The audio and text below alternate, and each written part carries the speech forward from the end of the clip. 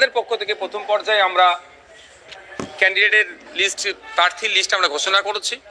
এরপরে second, third, প্রয়োজনে second বা থার্ডও করতে। নমস্কার বন্ধুরা, ডাব্লিউবি গুড নিউজ সকলকে জানাই স্বাগতম।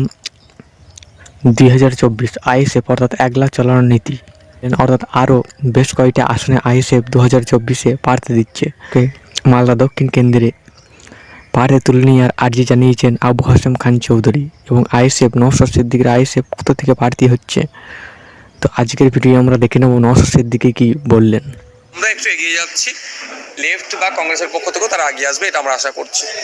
সুতরাং আমরা প্রথম ফেজের আমাদের পক্ষ থেকে প্রথম পর্যায়ে আমরা ক্যান্ডিডেটের লিস্ট, প্রার্থীর লিস্ট আমরা ঘোষণা করেছি। এরপরে সেকেন্ড, থার্ড, প্রয়োজনে সেকেন্ড বা থার্ডও করতে পারি, সেটা সময় কথা বলবে।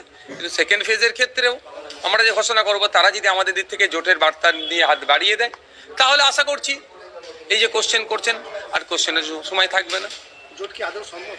আমাদের পক্ষ থেকে 100% আমরা পজিটিভ আছি, কারণ বামেরা সবসময় তাদের সেন্টিমেন্ট বলে যাদবপুর, আর আমাদেরও সেন্টিমেন্ট হচ্ছে যাদবপুর। কারণ ওখানে যে 7টা সেগমেন্ট আছে, 7টা বিধানসভা আছে, তার মধ্যে একটাতে আমরা শুধু জিতে আছি। আর বাকি যদি কেউ বলে যে শুধু ভাঙড়, ওটা নয়, সোনারপুর উত্তর দক্ষিণ থেকে শুরু করে বারাইপুর পূর্ব পশ্চিম এবং টালিগঞ্জ আমাদের ভালো কাজ চলছে, যেখানে আমাদের প্রচুর ভোট আছে, আমরা আর ভালো লড়াই দিতে পারবো ওখানে। ভোটের আগেই আপনার জোট সঙ্গীদের মধ্যে এই দর কষাকষি চলছে, পরবর্তীকালে যখন আসন সমঝোতা বা কিছু হবে, কিছু কর্মীদের কাছে কি বার্তা দেবেন? দেখুন, আমাদের কর্মীদের জানে আইএসএফ যেটা করবেন তাদের ভালোর জন্য করে, সুতরাং আমাদের ক্ষেত্রে সেটা কোনো সমস্যা হবে না। বাকি যে রাজনৈতিক দলগুলো আছে তাদেরকে কোশ্চেন করুন, কিভাবে তারা পজিটিভ করাবেন কি নেগেটিভ করাবেন, তারা বলতে পারে। বিধানসভা ভোটে তো একটা অভিযোগ করেছিল কংগ্রেস ভোট দেয়নি বা আইএসএফ এর লোক ভোট দেয়নি। না, আইএসএফ আমি বুথ ধরে দেখাতে পারি, যদি আমার সাথে একটা চ্যালেঞ্জে আসে, বুথ ধরে দেখাতে পারবো আইএসএফ ভোট কোথায় কোথায় কাদেরকে কতটা করে দিয়েছে। এবার প্রশ্ন থেকে যাচ্ছে আইএসএফকে কারা কতটা ভোট দিয়েছে, স্যার তার ডকুমেন্টসও আমাদের কাছে আছে, কিন্তু সেগুলোকে ভাবার সময় এখন আমাদের নাই। পাস্ট ইজ পাস্ট, কিন্তু তার থেকে শিক্ষা নিচ্ছি, তারপরেও যাইবো। যদি জোট করে যদি আমাদের লড়াই হয় বা অনেকের ভাষায় সিট শেয়ারিং করে যদি লড়াই হয়, যেন লড়াইটা সত্যিকারের হয়।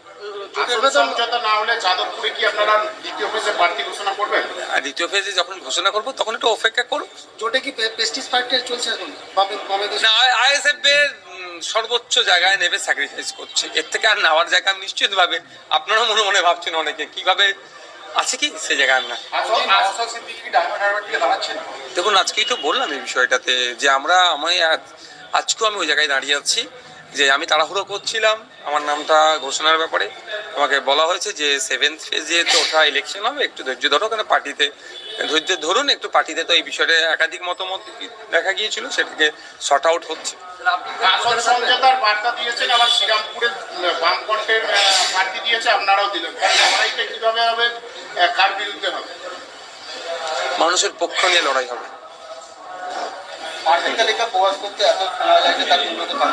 দেখুন, ওই সর্বোচ্চ ভেবেছিলাম যদি বিজেপি এবং তৃণমূলের বিরুদ্ধে লড়াই করার জন্য বিজেপি ও তৃণমূল শক্তিগুলোকে ঐক্যবদ্ধ করা যায়, সেজন্য বেশ কয়েকটা দিন আমরা অপেক্ষা করেছিলাম। কিন্তু অপেক্ষাটাতে একটা নির্দিষ্ট সীমা আছে, সেটা যখন অতিক্রম করলো সেজন্য আমরা প্রার্থী ঘোষণা করতে বাধ্য হলাম। শ্রীরামপুরে প্রার্থী দেওয়ার কি জোটের বিপক্ষে কোনো ইঙ্গিত যাবে বা